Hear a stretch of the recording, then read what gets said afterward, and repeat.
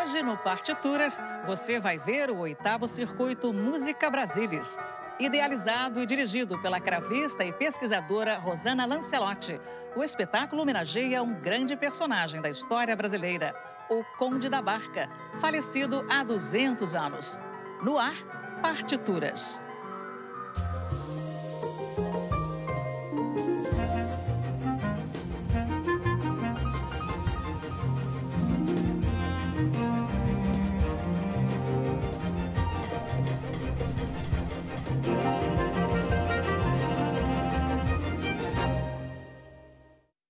Estimado amigo, parece-me oportuno, nesta hora, te confiar alguns episódios de minha vida nesses últimos anos.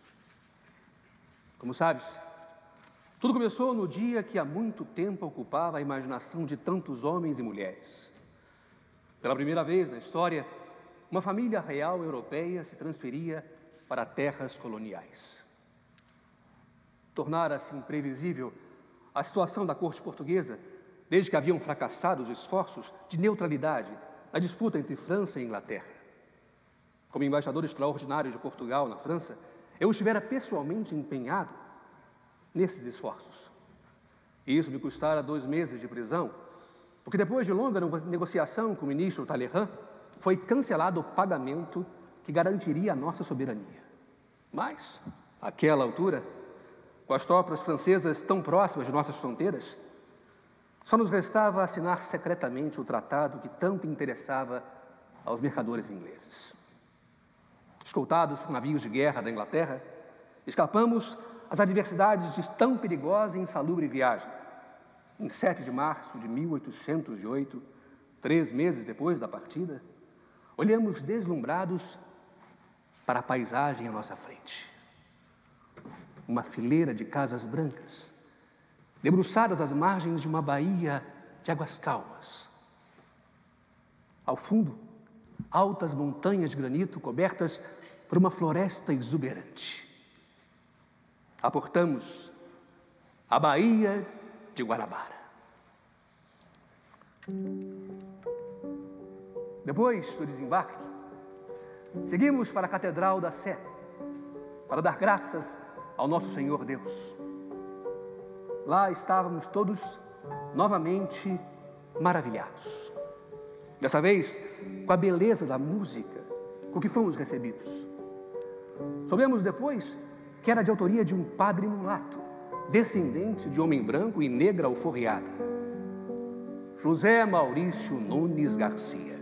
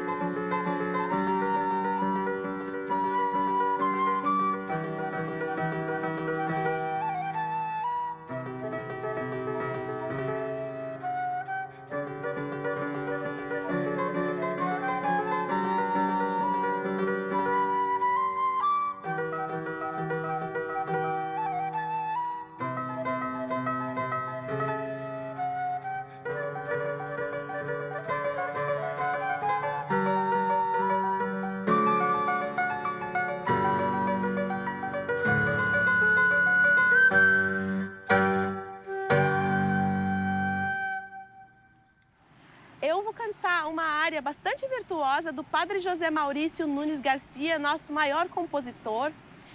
E essa área é muito bonita, um Laudamus Te da missa Nossa Senhora da Conceição. O Padre José Maurício escreveu para Joaquina Lapinha, uma cantora mulata como ele, que fez muito sucesso aqui no Brasil e também na Europa, extremamente virtuosa, cheia de notinhas rápidas, cheia de agudos, cheia de graves. Ela era uma excelente cantora e é muita honra poder cantar o repertório que ela abordou. Fundar no Brasil um grande império, ou para cá transferir a família real quando a resistência ao invasor fosse inútil na metrópole, eram ideias que andavam desde o século XVI nos segredos de Estado. Nos meses anteriores, conforme fracassavam as negociações com os franceses, sem alarde, passamos a nos ocupar com os planos para a transferência e assim evitar que o nosso soberano fosse deposto e sangue fosse derramado inutilmente. Não tínhamos exércitos suficientes para enfrentar Napoleão. A pressa com que embarcamos não me impediu de trazer, em minha bagagem pessoal, os caixotes com os tipos e prelos recém-chegados da Inglaterra. Com eles instalados no porão da minha casa, Dom João pôde, na data de seu aniversário, estabelecer a impressão régia. Trouxemos ainda uma coleção de plantas, de que Dom João se serviu para criar o Jardim Botânico. E a Biblioteca Real. Não esquecemos de trazer a rara coleção, até uma Bíblia impressa por Gutenberg nós temos. Dom João é um homem culto e não iria se separar dos seus preciosos livros. Como tu bem já reparaste, os brasileiros são músicos natos. Até os pobres escravos passam tempo livre cantando as modinhas, que é impossível de ouvir sem se ser vivamente comovido. Quase sempre servem para pintar os devaneios do amor, as suas penas ou a sua esperança. As palavras são simples, os acordes são repetitivos, mas há um encanto em sua melodia e uma tamanha originalidade que nós, europeus, quando recém-chegados, não nos cansamos de as ouvir. E compreendemos, assim, a indolência melancólica desses bons cidadãos que ouvem durante horas seguidas as mesmas canções.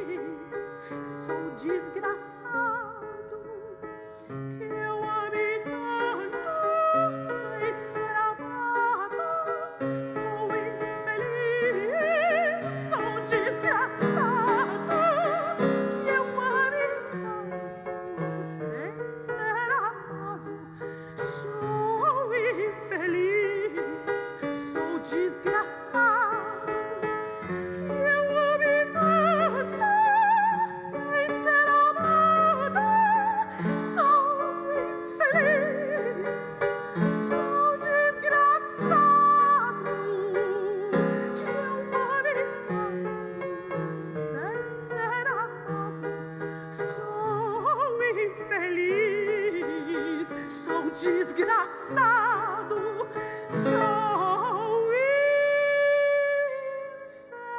infeliz, sou desgraçado.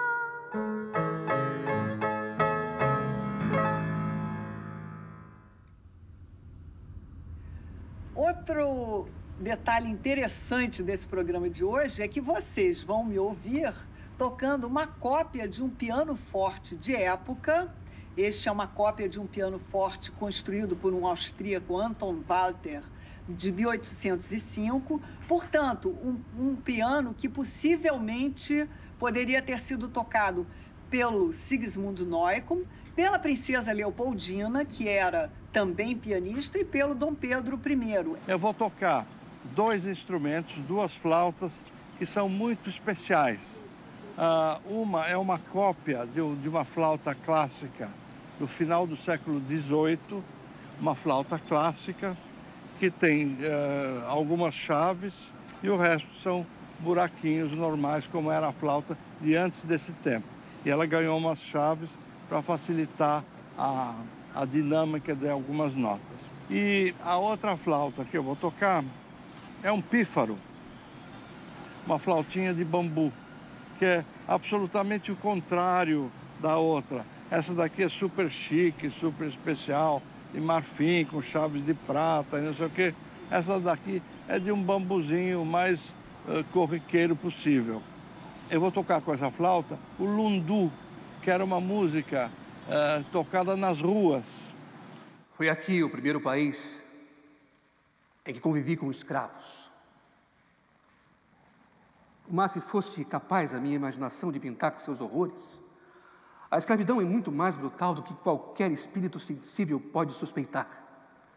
Nada se compara à vista do mercado de escravos.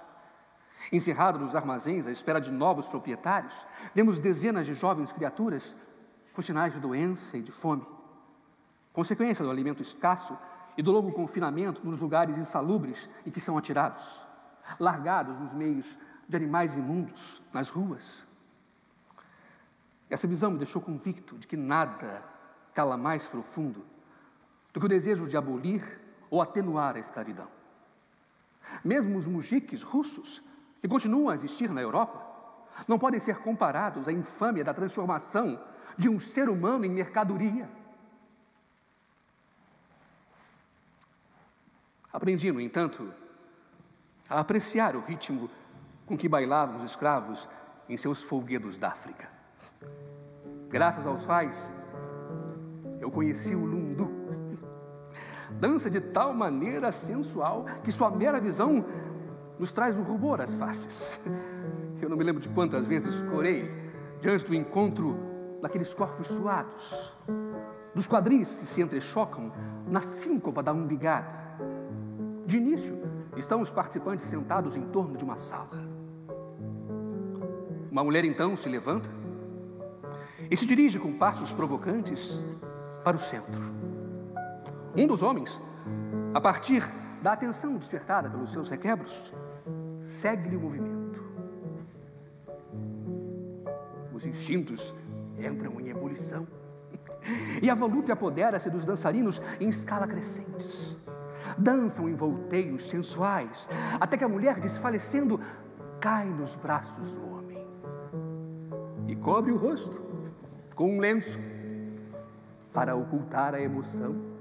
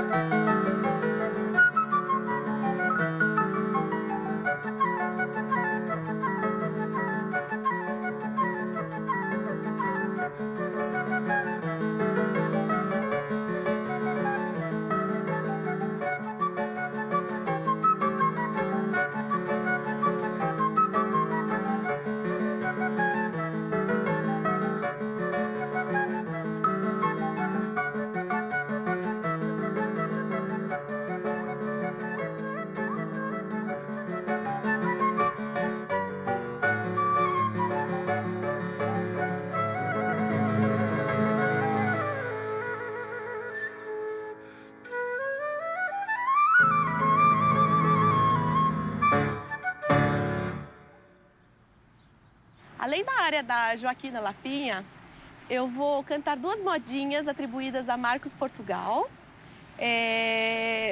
com o tema Marília de Dirceu, e também uma canção de Neukomm, compositor austríaco que veio ao Brasil durante o Brasil Colônia. Meu caro amigo Neukomm, tu estás a criticar o estilo musical apreciado na corte? Percebo que nutres uma profunda antipatia por Marcos Portugal. Não te esqueças que ele é o compositor preferido de Dom João e amigo dele desde quando o príncipe tinha apenas 15 anos. Tu chegas a ser imprudente, afirmando que a música de igreja de Marcos Portugal, alterando-lhe o texto e o contexto, pode ser introduzida em qualquer ópera, inclusive cômica? E tu ainda pretendes depositar no padre brasileiro, José Maurício, as tuas esperanças de educar os ouvidos dos cortesãos para o teu estilo naturalmente germânico, contra a influência italiana do português? A verdade é que Dom João admira o talento do padre e do português, e não pode se privar de nenhum dos dois, porque são muitos os afazeres em um calendário tão assoberbado de festas e missas. Tu bem sabes o gosto de Dom João pela música. Por ocasião do nosso desembarque em 1808, foi tão grande o efeito causado pelo Te Deum, escrito e dirigido pelo padre José Maurício, que imediatamente o então príncipe regente o nomeou mestre da Real Capela. Ignorou, assim, as vozes contrárias, clamantes do visível defeito de cor, e destinou ao padre um largo solto. Por outro lado, Dom João não descansou, enquanto não conseguiu trazer o seu grande amigo Marcos Portugal, que não admitia deixar a Europa, onde suas óperas faziam tanto sucesso.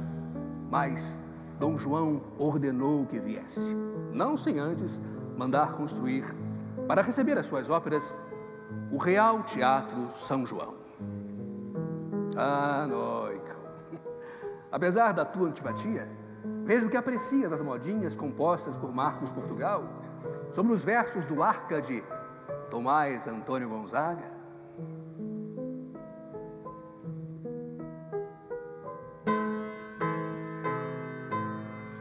Já já me vai Marília branquejar,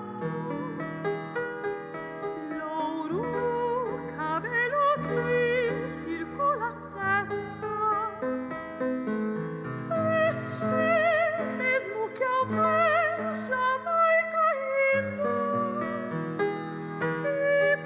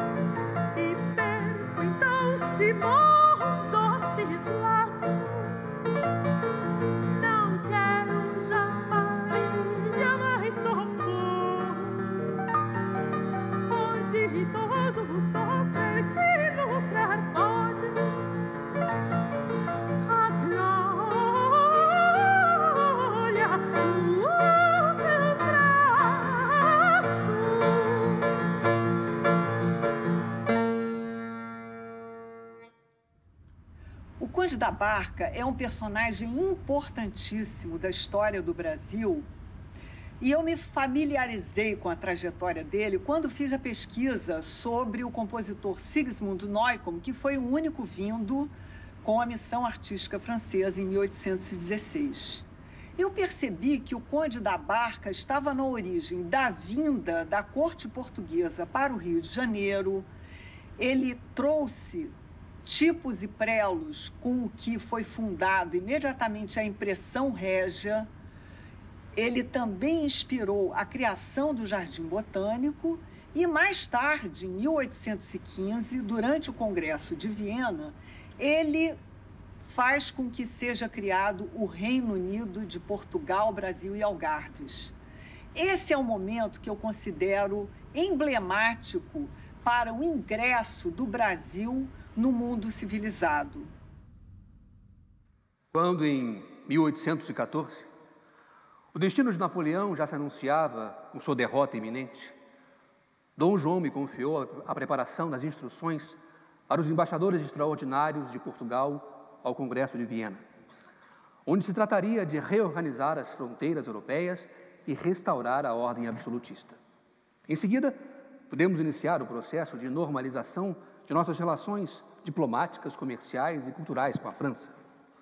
Particularmente me orgulho de, nessa época, ter intercedido para a elevação do Brasil à categoria de Reino Unido a Portugal e Algarves. Deixando de ser colônia, era chegada a hora de aqui fundar uma grande civilização. Posto que fui agraciado por Dom João com o título de Conde da Barca. Por decreto, de 17 de dezembro de 1815, intensifiquei minhas atividades no sentido de trazer ao Brasil artistas franceses, depositários dos modelos louváveis e desejáveis daquela civilização. Está impresso no decreto da fundação da Escola Real de Ciências, Artes e Ofícios. Que se promova a instrução e conhecimentos indispensáveis aos homens destinados não só aos empregos públicos da administração do Estado, mas também ao progresso da agricultura, mineralogia, indústria e comércio, de que resulta a subsistência, comodidade e civilização dos povos. Le Breton, Debré, Tonnerre, Montigny e outros desembarcaram aqui em março de 1816. Mas foi em maio que tu te apresentaste em minha residência, portando uma carta de recomendação, assinada pelo ministro Talleyrand, Sigismund Neukomm, um dos mais notáveis compositores de música, pianista austríaco, discípulo do grande mestre Joseph Haydn. E neste dia, tu te tornaste meu protegido e sincero amigo.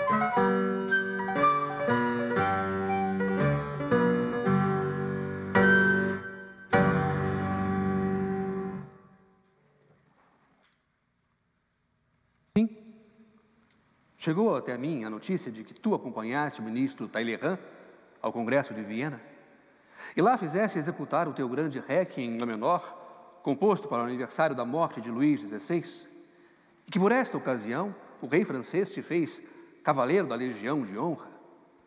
Depois vieste ao Brasil na comitiva do Duque de Luxemburgo. Tu sabes que ele trazia a mensagem do rei francês, felicitando Dom João VI por sua ascensão ao trono, vago desde a morte da nossa queridíssima rainha, Dona Maria I de Portugal? Quando o Duque retornou à França, eu tratei de te oferecer a minha residência.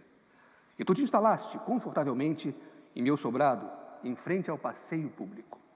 Aqui, eu já hospedava o Dr. Carvalho, que além de médico e filósofo, tinha inspirado a criação da Escola de Medicina na Bahia.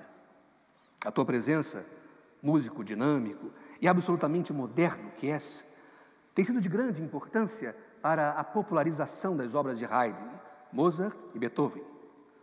Tu preparavas uma missa para aguardar a aclamação de Dom João VI, quando nos chegou a notícia da ocupação do Recife por rebeldes se autodeclarando independentes do reino e postulando a república como forma de governo.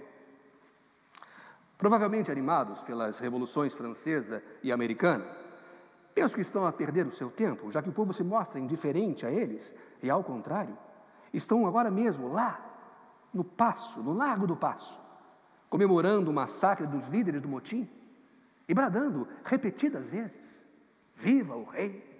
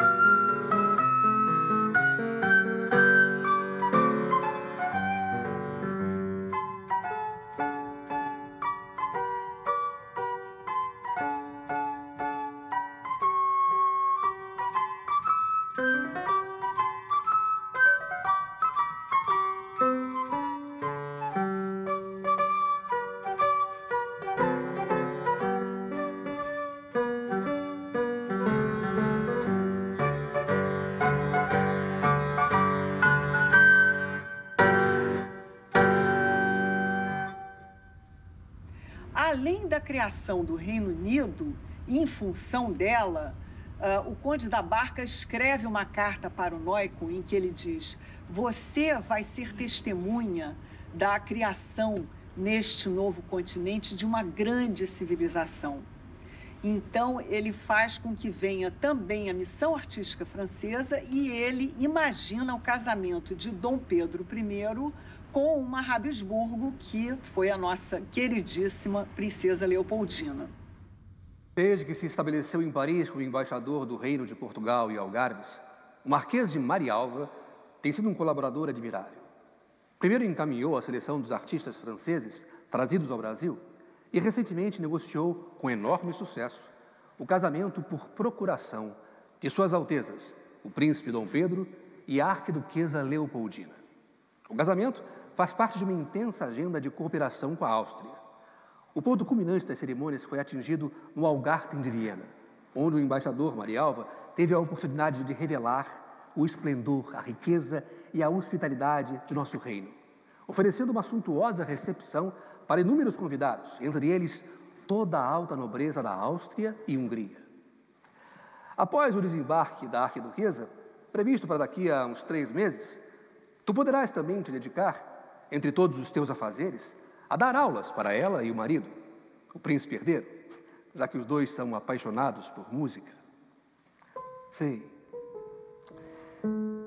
que tu costumas preencher o teu tempo livre com transcrições e que aqui em minha residência, nos saraus que promovo regularmente, tu te tornaste admirador das modinhas e dos modinheiros.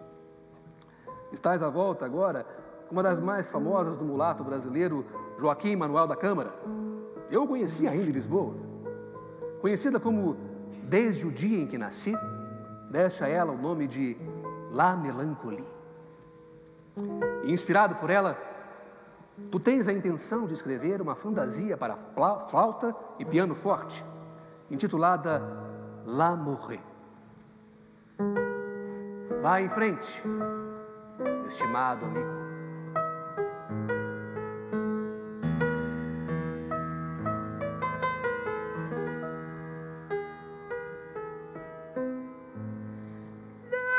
Desde o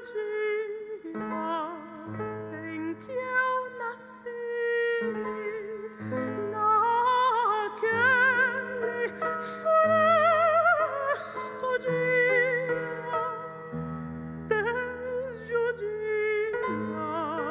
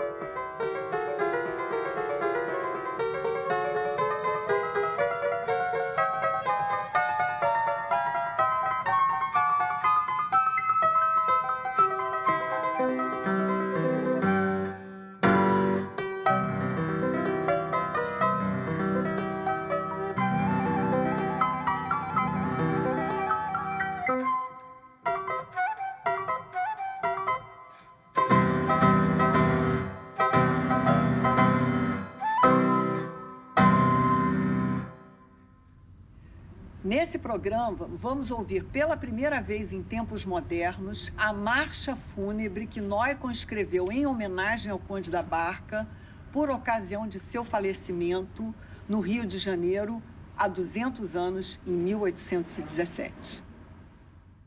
Meu caro amigo Noicon, como podes ver, tenho me sentido indisposto. Parece que me juntei aos que são acometidos dos males oriundos do calor insuportável e das águas insalubres. Apesar dos esforços do Dr. Carvalho, me restam poucas esperanças. E acumulo tristezas que me fazem abater. Desde a morte de nossa rainha, Dona Maria I, a Piedosa, tem me voltado onde tudo começou. Parece mesmo que foi ontem que desembarquei em Lisboa aos 26 anos. 7 anos depois, fui nomeado pela rainha embaixador extraordinário na corte de Haia. Fui indicado ao meu primeiro cargo diplomático por seu ministro e mordomo-mor, o Duque de Lafões. A primeira mulher que empunhou um cetro em Portugal morreu triste, longe da sua Lisboa. Subiu ao trono traumatizada pelos acontecimentos que marcaram o reinado de seu pai. O terremoto, a tentativa de regicídio, o brutal massacre dos Távoras, a expulsão dos jesuítas.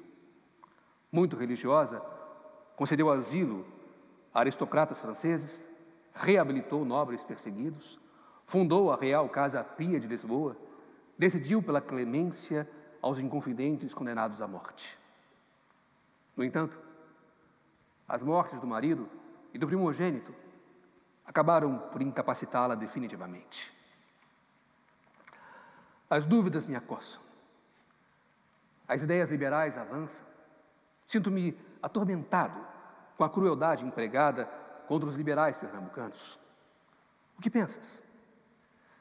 Estarei em falta com a devida fidelidade ao rei?